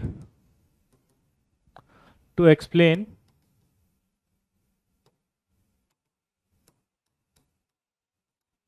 bonding in complex compound. और उसने कुछ बातें बोली, पहले वो याद करनी है। फर्स्ट पॉइंट उसने बोला, इंपॉर्टेंट नोट्स कुछ, ठीक है, पोस्टुलेट्स बोलते हैं इनको। पहला उसने बोला कि एवरी मेटल कैटायन हैज, क्या बोला उसने, जल्दी बताओ? Every metal cation has 2 type of valency. First, primary valency. Second, secondary valency. दूसरा बोला प्राइमरी वैलेंसी जो थी वो आयनाइजेबल थी,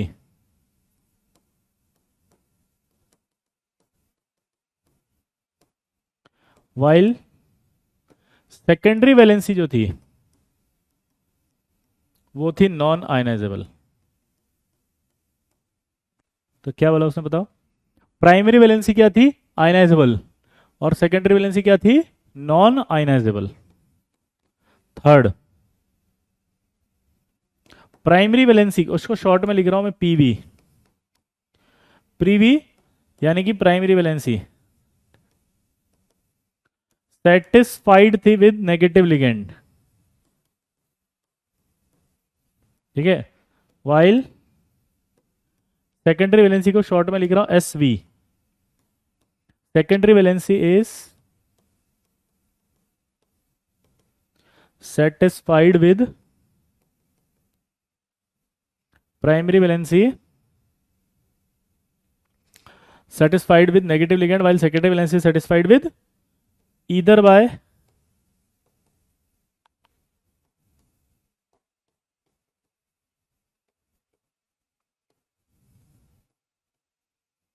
negative ligand or by neutral ligand।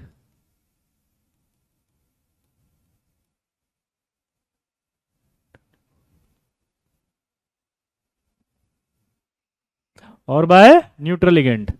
उस समय नोट करके लिखना यार, note positive ligand were not discover, इसलिए पॉजिटिव लिगेंड के बारे में बात नहीं हुई।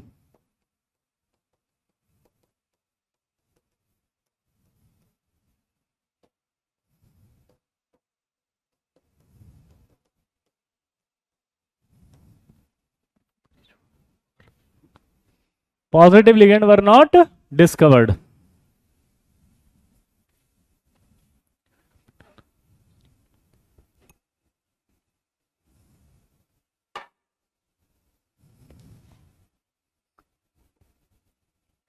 भैया चैटिंग रुक गई क्या? कोई नहीं दिखाई दे रहा मुझे, क्या मैं अकेला हूँ? मैं पूछ क्या था, नोट करो तुम लोग इसको।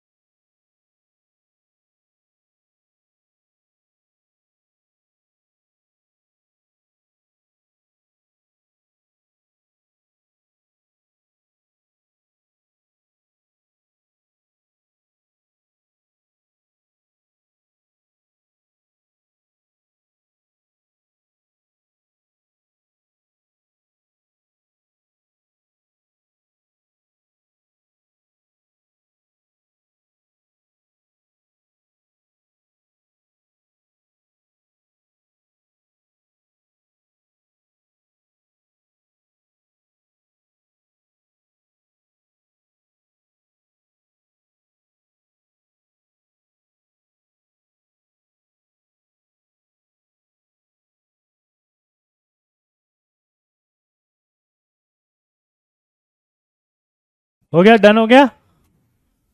अरे मुझे चैटिंग ही नहीं दिख रही थी, अब जाके दिख रही है, वो इतनी देर से वहीं अटक गया था वो। हाय, अब जाके दिखाई दिया। हाँ, लिगेंड और लुईस बेस सेम होता है, यस। चलिए ये लिख लिया, positive ligand were not discovered. Note करके लिखो।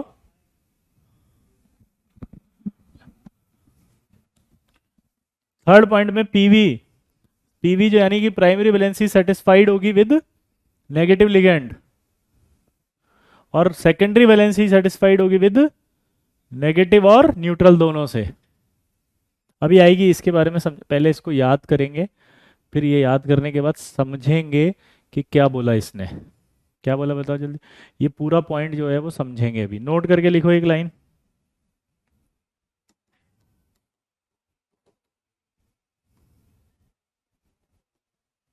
नोट, क्या होगा नोट में बताओ? Primary valency corresponds to oxidation number of metal cation. बोलो। Primary valency satisfied, sorry, in modern terminal, note करके लिख रहा हूं, इन मॉडर्न टर्मिनोलॉजी, नोट करके लिख लो, in modern terminology primary valency is called oxidation state of metal cation.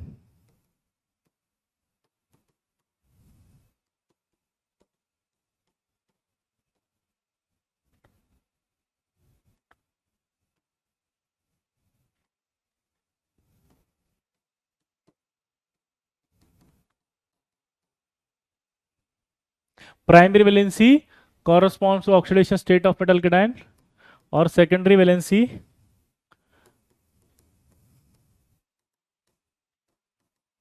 Coordination number of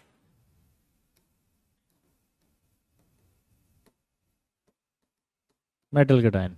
तो आज की तारीख में, यानी कि आज, प्राइमरी वैलेंसी क्या है? Oxidation state of metal cation. Secondary valency coordination number of metal cation. अब आपको छोटे छोटे डाउट आएंगे जिनकी वजह से आपको लगेगा कि पूरी थ्योरी खराब है, कि कोऑर्डिनेशन नंबर क्या है, ऑक्सीडेशन स्टेट क्या होता है, ये पीवी का मतलब क्या है, एसवी का मतलब क्या है, ये सब पढ़ेंगे अभी। अभी हम सिर्फ नोट कर रहे हैं। जैसे एक बच्चा लिख रहा है नेगेटिव लिगेंड का मतलब क्या होता है? लिगेंड वो होते हैं जो लोन पेयर डोनेट करते हैं। तो क्या Cl माइनस लोन पेयर दे सकता है? हाँ। तो Cl माइनस नेगेटिव लिगेंड हो गया। Cn माइनस भी दे सकता है, हाँ, तो ये नेगेटिव लिगेंड हो गया। अभी पढ़ेंगे लिगेंड्स। अब अमोनिया पे तो कोई चार्ज ही नहीं है, और अमोनिया भी तो लोन पेयर दे सकता है, तो अमोनिया हो गया न्यूट्रल लिगेंड। ऐसे होता है नेगेटिव लिगेंड और न्यूट्रल लिगेंड। क्लियर? तो यहां तक की बात समझ में आई? नोट अगला इसी में लिखो। Every metal cation has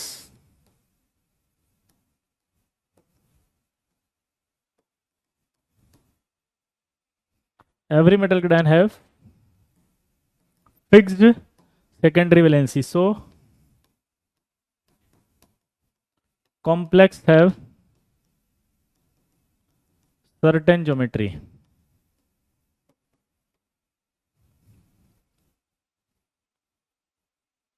Every metal cation have fixed secondary valency. Cn negative ligand है, हाँ बेटा ऋषि। सो कॉम्प्लेक्स है सर्टेन ज्योमेट्री। ये 5 पॉइंट जो आपको बताए गए हैं, पहले ये याद करो, तभी वर्नर समझ में आएगा, वरना कुछ नहीं है। एक एग्जाम्पल के तौर पे लिखा था भाई, अभी सब पढ़ा दूंगा। हाथ जोड़ के विनती है कि पहले ये 5 पॉइंट को याद करो, फिर 5 पॉइंट को याद करके मैं आपको एक्सप्लेन करूंगा कि वर्नर क्या है। इसलिए लिगेंड के बारे में कोई ना पूछे। It is requested to all the participant who are participating in this class for the coordination chemistry, please don't ask about ligand. ये आएगा टॉपिक। अभी वर्नर की बात करो सिर्फ। याद कर लिया? क्या बोला उसने, बताओ? Every metal cation has 2 type of valency. पहला पॉइंट, 2 तरह की वैलेंसी होगी, ठीक है? फर्स्ट वैलेंसी प्राइमरी, दूसरी सेकेंडरी। याद कर लो प्राइमरी और सेकेंडरी, बस, इससे ज्यादा मत सोचो कुछ भी, सब आएगा आगे। ये 15 लेक्चर चलेगा, ठीक है? ग्रोकून। दूसरा पॉइंट उसने बोला कि जो प्राइमरी वैलेंसी होगी वो हमेशा आयनाइजेबल होगी, वो हमेशा आयनाइज्ड होगी।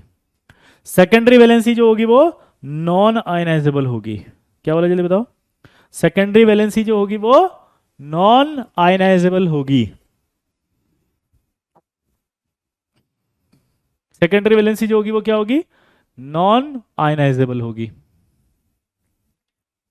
क्लियर?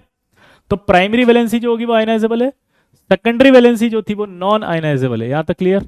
प्राइमरी वैलेंसी सेटिस्फाइड होती है नेगेटिव लिगेंड से, याद करो, और सेकेंडरी वैलेंसी जो होती है वो नेगेटिव लिगेंड या न्यूट्रल लिगेंड दोनों से सेटिस्फाइड हो सकती है। पर पॉजिटिव लिगेंड के बारे में उसमें पता नहीं था। मॉडर्न टर्मिनोलॉजी में, आज की तारीख में, आज की तारीख की बात कर रहा हूं, क्या बोला उसने? मॉडर्न टर्मिनोलॉजी में प्राइमरी वैलेंसी किसको बताएगी? ऑक्सीडेशन स्टेट को। और सेकेंडरी वैलेंसी किसको बताएगी? कोऑर्डिनेशन नंबर को। ठीक है, और उसने बोला कि एवरी, हर एक मेटल कैटायन का, बोलो, हर एक मेटल कैटायन का सेकेंडरी वैलेंसी फिक्स होता है। ठीक है, याद कर लिया ये। अब उसने कुछ रिएक्शंस दी थी। अब देखो उसने जो रिएक्शंस दी वो क्या थी। वो रिएक्शंस ये थी कि COCl3.6NH3 था, और इसकी रिएक्शन उसने कराई थी एक्सेस ऑफ AgNO3 से, तो उसको मिला 3 मोल ऑफ AgCl। फिर आया COCl3.5NH3, और फिर आया ये एक्सेस ऑफ AgNO3, तो आया ये 2 मोल ऑफ AgCl। फिर आया COCl3.4NH3, एक्सेस ऑफ AgNO3, तो आया 1 मोल ऑफ AgCl। और फिर उसने रिएक्शन कराई COCl3.3NH3, तो ये आया access of AgNO3, no PPT। अब ये रिएक्शन जब उसने करवाई तो पता है क्या हुआ।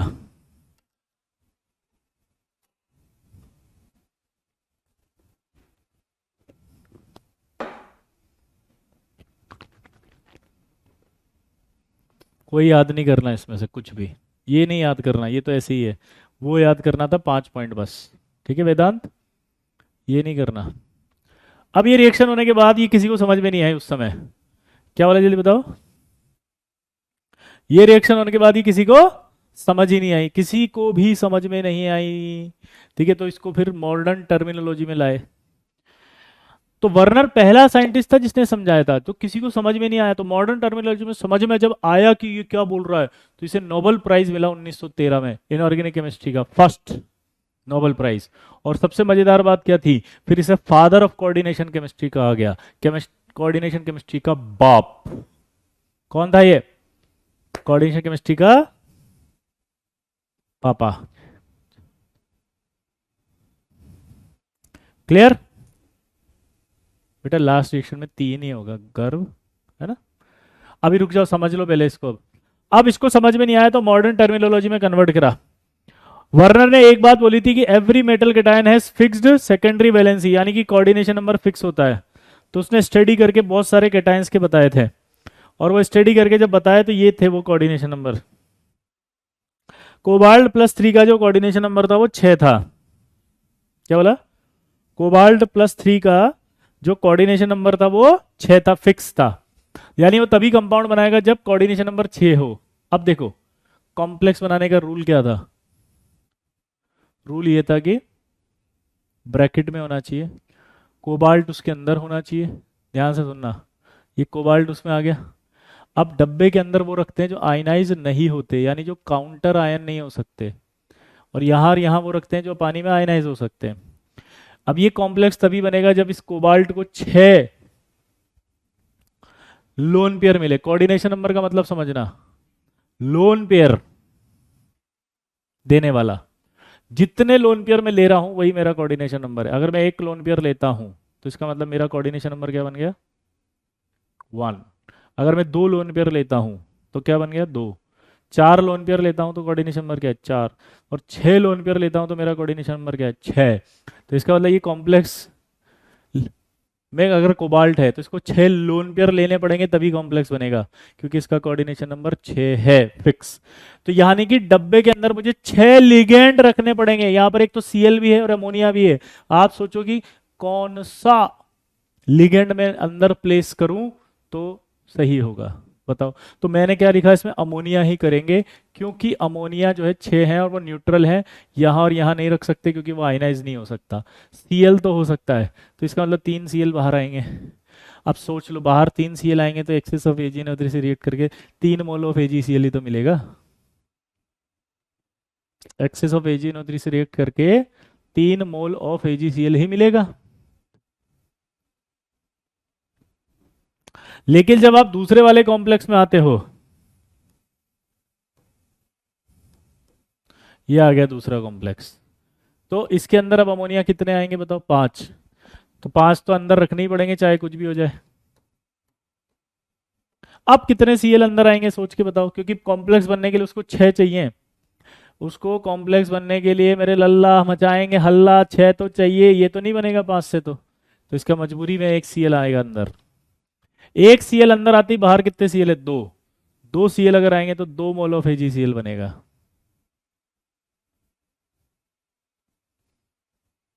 अब तीसरे पे चलते हैं। आप खुद बता दो यार प्लीज। कोबाल्ट आएगा तो कितने अमोनिया आएंगे? 4 अमोनिया आएंगे चाहे कुछ भी हो जाए। तो 4 आएंगे तो सीएल कितना? 2 आएगा। एक सीएल बाहर आएगा। क्या हो गया? एक सीएल आएगा बाहर, और अगर एक सीएल बाहर आएगा तो क्या बनेगा? 1 मोल ऑफ एजीसीएल। आप मुझे, मेरे को तो पता नहीं है, अब आप ही बता दो इसका।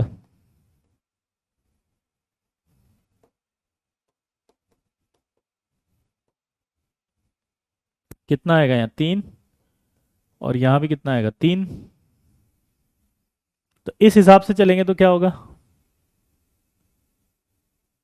ये आपके 3 और ये 3। इस हिसाब से चलेंगे तो क्या हो गया? कोई बाहर आयन सी नहीं है तो कोई पीपीटी नहीं आएगा। तो ये रिएक्शन समझ में आई? नोट करो इसको, जल्दी नोट करो, फटाफट से नोट करो भैया। ओ मेरे लल्ला, मचाएंगे हल्ला, जल्दी नोट कर।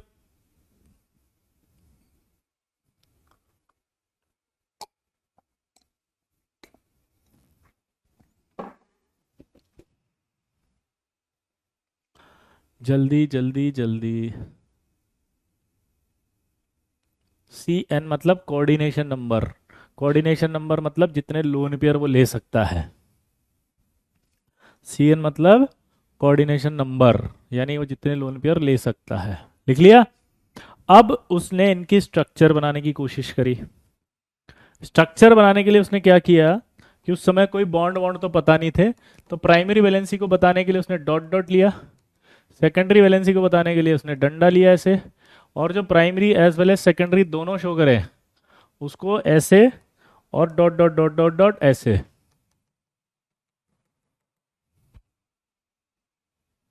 क्लियर?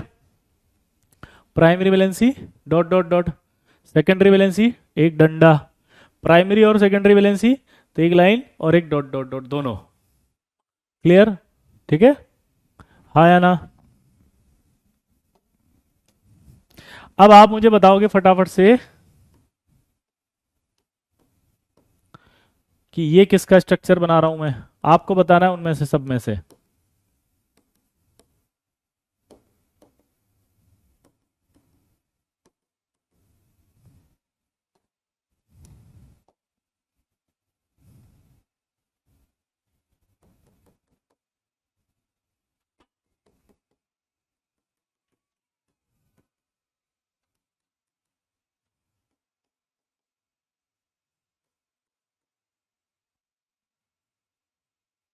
मुझे बताओ ये कॉम्प्लेक्स मैंने किसका बनाया, जल्दी बताओ।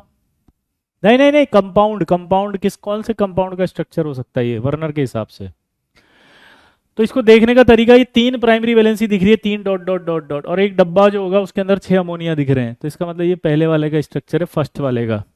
तो फर्स्ट वाले का स्ट्रक्चर हो गया ये COCl3 डॉट 6NH3। अब इसमें पहला सवाल पूछा उसने, बताओ टोटल आयन कितने हैं? बताओ टोटल आयन कितने? 4। पीपीटी आयंस कितने हैं? तो आप बोलोगे इसमें टोटल आयन तो 4 थे, पीपीटी आयन 3। फिर इसने बोला इसमें कि बताओ प्राइमरी वैलेंसी क्या है इसकी, तो आप बोलोगे 3। सेकेंडरी वैलेंसी क्या है? बोलोगे 6। अगर आपसे बोले कि प्राइमरी और एज वेल एज सेकेंडरी है इसमें, नहीं, 0 है। तो ये सवाल इससे पूछेगा तो बता दोगे वर्नर के हिसाब से? बोलो, ये सारे सवाल आपसे पूछे जाएंगे तो बता दोगे? I hope. आया ना? ओ मेरे लल्ला, मचाएंगे हल्ला, अरे मेरे लल्ला, मचा देंगे हल्ला।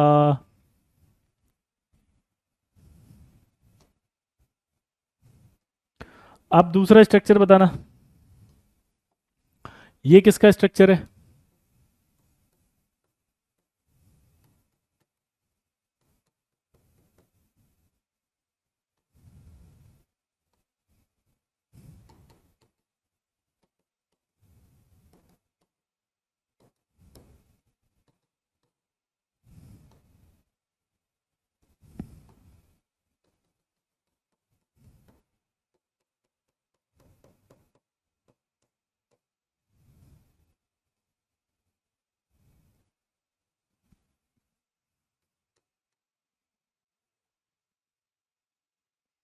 ये देखो,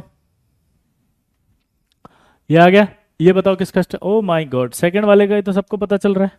तो किसका स्ट्रक्चर होगा ये? COCl3 dot 5NH3। Total ion कितने होंगे, जल्दी बोलो? 3। PPT आयन कितने होंगे बताओ? 2। अब सवाल बनेगा PVSV और PVSV कितनी है, ये आपको डाउट करना है। हाँ, ब्रैकेट के अंदर मीन सेकेंडरी वैलेंसी। क्या बात है सप्तांशु, पहली बार जिंदगी में जब से पढ़ा रहा हूं ना मैं, तूने पहली बार सही चीज लिखी है, very good. I feeling so blessed यार कि तू मेरा स्टूडेंट है, अमेजिंग यार।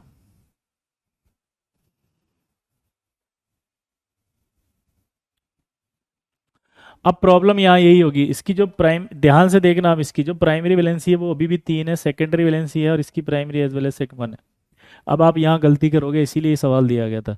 प्राइमरी वैलेंसी 3 क्यों है, देखो ये प्राइमरी वैलेंसी है, ये भी प्राइमरी वैलेंसी है, ये जो दिख रहा है ना ये primary as well as secondary भी है। तो अगर ये primary as well as secondary है तो ये प्राइमरी में भी काउंट होती है, ये सेकेंडरी में भी काउंट होगी। समझ गई बात को? तो इसीलिए प्राइमरी में भी काउंट हुई 3 हो गए, और ये सेकेंडरी में भी काउंट होगी तो ये 6 हो गए।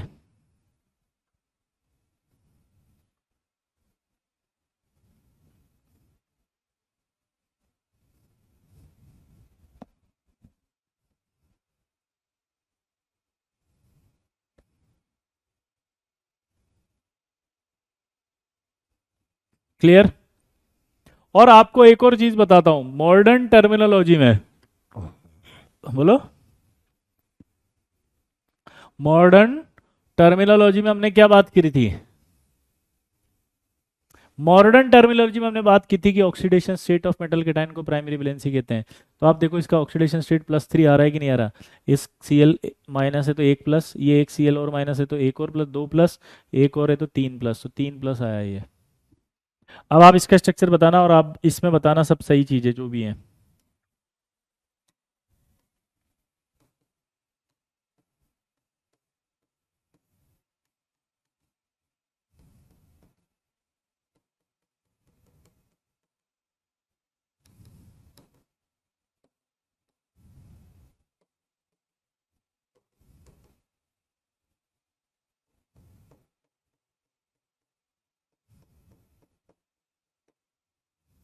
ये देखो, अब आप मुझे बताओ इसमें क्या होगा। अगर आप ध्यान से देखो तो क्या होगा?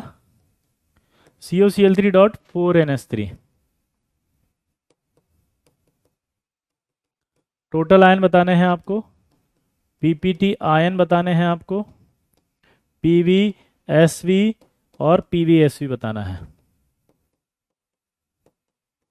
बोलो।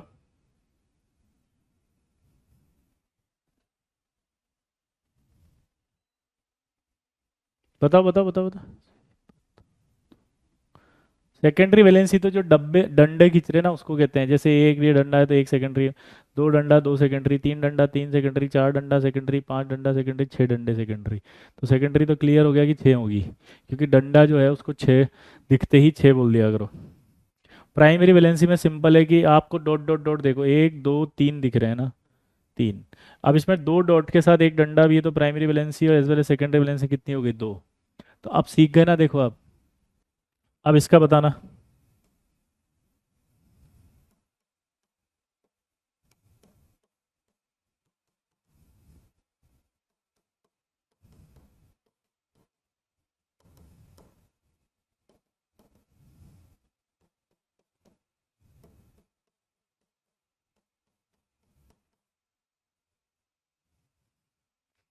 चलो बोलो किसका स्ट्रक्चर दिख रहा है ये? तो मुझे लग रहा है ये एक का ही था। अब इसमें तो कोई टोटल आयन है ही नहीं, जीरो ही है। तो PVSV और PVSV बताओ।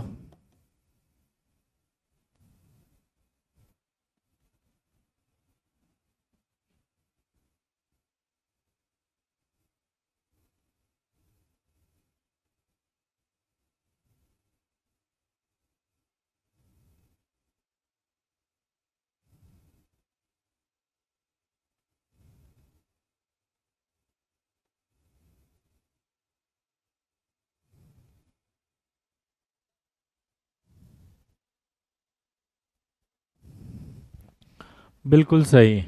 प्राइमरी वैलेंसी कितनी होगी? 3, 6 और 3। अब ये चार कॉम्प्लेक्स दे दिए। अब इस चार कॉम्प्लेक्स को मैं नाम दे रहा हूँ ऐसे 1 2 3 4। आपको एक और सवाल बताना है। ये 1 हो गया, ये 2 हो गया, ये 3 हो गया और ये 4 हो गया। आपको क्या बताना है पता है? Order of conductance.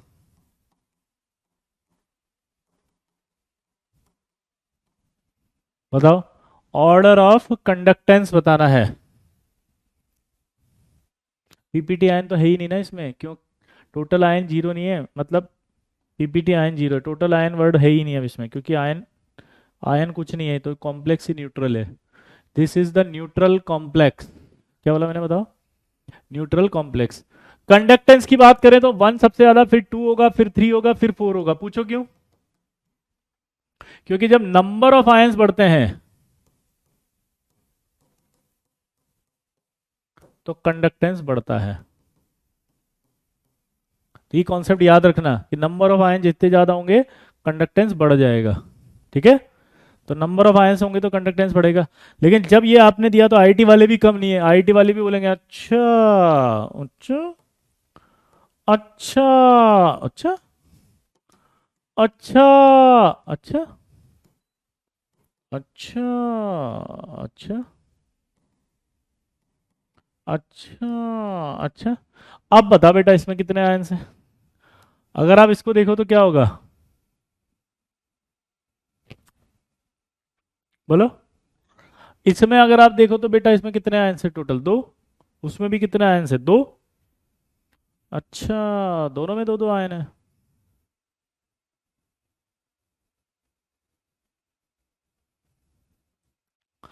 अब दोनों में अगर नंबर ऑफ आयंस बराबर हैं तो कैसे करेंगे?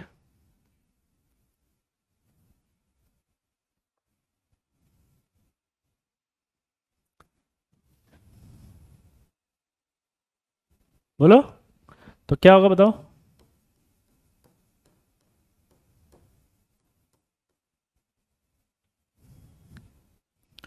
when number of ions same, then number of ions same, then charge अगर ज्यादा होता है तो कंडक्टेंस ज्यादा होती है।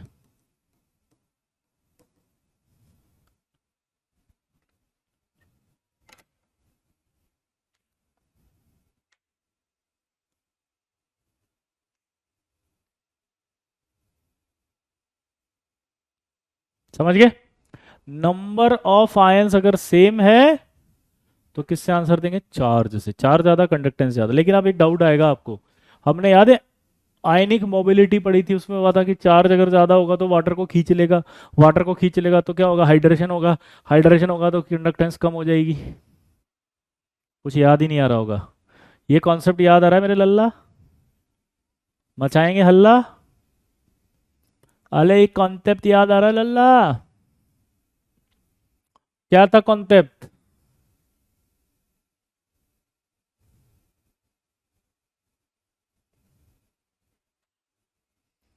तो यहां पर तो उल्टा होना चाहिए ना, फिर तो चार्ज ज्यादा तो कंडक्टेंस ज्यादा नहीं होनी चाहिए, कम होनी चाहिए, क्योंकि चार्ज अगर ज्यादा होगा तो हाइड्रेशन ज्यादा होगा। तो सुनो, ये डाउट जब आए तो उसे हटा देना, क्योंकि ये कॉम्प्लेक्स आयन हो गए। कॉम्प्लेक्स आयन हो गए तो इनका साइज बड़ा हो गया, साइज बड़ा हो गया तो चार्ज की डेंसिटी घट गई। तो कॉम्प्लेक्स कंपाउंड में कभी भी चार्ज डेंसिटी का कॉन्सेप्ट नहीं लगता है, क्योंकि साइज इनके बड़े हैं। वो तभी लगेगा जब मोनो एटॉमिक कैटायंस हो, like H+, like Li+, Na+, ठीक है, Cl+, ऐसे Cl-। मोनो एटॉमिक पे लगेगा, कॉम्प्लेक्स में नहीं। समझ बात हो? किस पर? कॉम्प्लेक्स पर नहीं लगेगा। तो कॉम्प्लेक्स में सिंपल फंडा रहेगा, चार्ज ज्यादा और कंडक्टेंस ज्यादा। कॉम्प्लेक्स में क्या फंडा है? चार्ज ज्यादा तो कंडक्टेंस ज्यादा। इस तरह के सवाल आएंगे तो आई होप आप कर देंगे। टोटल आयन नहीं है वो, सोलंकी न्यूट्रल कॉम्प्लेक्स है, जीरो आयन है टोटल। तो पीपीटी आयन जीरो, वो कॉम्प्लेक्स नहीं है, वो न्यूट्रल है, उस पर कोई चार्ज नहीं है। 3 Cl- और 3+। देखो ये कोबाल्ट है ना, इसमें 3+ है और ये 3 Cl- है, तो चार्ज जीरो है। अगली क्लास में हम पढ़ेंगे लिगेंड्स। क्या आएगा? लिगेंड्स। कोई डाउट हो तो पूछो। इसका ऑर्डर क्या होगा बताओ आप? चार्ज किसका ज्यादा होगा? इसका, क्योंकि यहाँ -2 आएगा, यहाँ -1 आएगा। तो इसका चार्ज ज़्यादा इसलिए कंडक्टेंस इसकी ज़्यादा आएगी। तो नेक्स्ट लेक्चर से आएगा अब लिगैंड। यस, एंट्री होने वाली है बॉस, बॉस की एंट्री। समझे? किसकी एंट्री? बॉस की एंट्री। क्लियर? कौन है बॉस? लिगैंड। नाम तो सुना होगा। कौन है बताओ? लिगैंड। नाम तो सुना होगा दोस्त। अब ये रिवाइज करके आएंगे, आप प्रॉमिस करो। और रिवाइज करने के बाद एक सवाल दूं कंडक्टेंस का, क्वेश्चन लिखो। देखो, वर्नर ने प्लेटिनम +4 के लिए खोजा था कोऑर्डिनेशन नंबर 4, 6 +4 में कोऑर्डिनेशन नंबर कितना रखता है ये? 6। अब उसने ये 4 कॉम्प्लेक्स दिए हुए हैं, आपको ऑर्डर बताना है।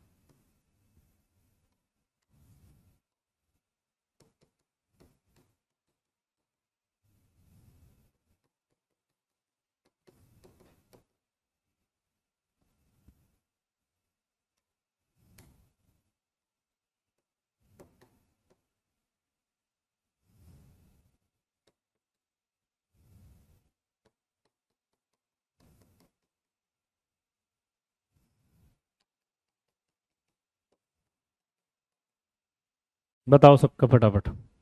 प्लेटिनम +4 में कोऑर्डिनेशन नंबर 6 है। चार्ज कैसे देखते हैं? अभी आ जाएगा, सीख जाओगे चार्ज देखना, अगर नहीं आता तो, है ना। हाँ रघुवरन, अभी धीरे धीरे आगे सीख जाओगे, क्योंकि हम लिगेंड पढ़ेंगे तो चार्ज देखना भी सिखाएंगे, उसमें आएगा ऑक्सीडेशन स्टेट। अभी मैथमेटिकली सीख लो। अमोनिया पर तो कोई चार्ज होता नहीं, न्यूट्रल है। Cl पर -1 होता है, तो अगर यहाँ -1 है, 4 माइनस हो गए तो Pt पर कितना आएगा? 4+। 4+ ही तो आएगा रघुवंद्र। क्लियर? अब फटाफट फटाफट बताओ, जल्दी जल्दी बताओ, जल्दी जल्दी जल्दी जल्दी जल्दी। ऑर्डर ऑफ कंडक्टेंस बताना है। क्या बताना है?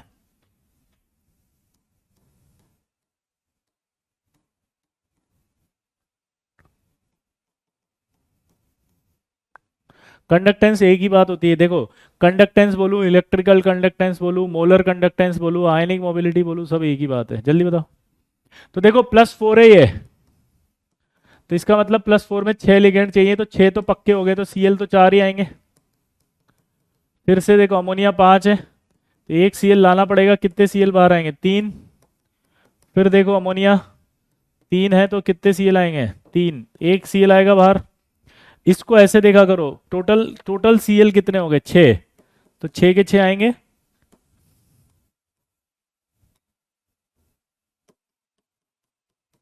और हाइड्रोजन 2 है, तो ये 2 आ जाएगा, तो H2PtCl6। अब इसके अंदर देख के बताओ, अमोनिया कितने हैं? 2। तो Cl 4 के 4 ही आ जाएंगे, तो ये बन गया। अब बताओ टोटल आयन बताओ फटाफट फटाफट यहाँ पे, और उसके बाद कंडक्टेंस का ऑर्डर बताना। यहाँ टोटल आयन 5, यहाँ 4, यहाँ 2, यहाँ 3 और यहाँ 1 भी नहीं, मतलब न्यूट्रल है। तो सबसे ज्यादा कंडक्टेंस किसकी होगी?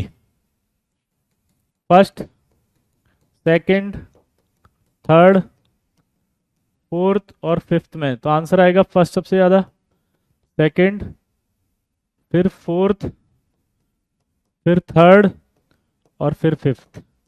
ये ऑर्डर होगा। देखो इसमें इसमें चेंज हो गया, ये ज्यादा होगा थर्ड में, क्योंकि नंबर ऑफ आयन ज्यादा है। क्लियर? तो इस तरह के सवाल अगर आएंगे, आई होप आप तो वर्नर थ्योरी से कर देंगे। ठीक है, अगली क्लास से मैं लिगेंड पढ़ेंगे, तब तक के लिए टाटा बाय बाय।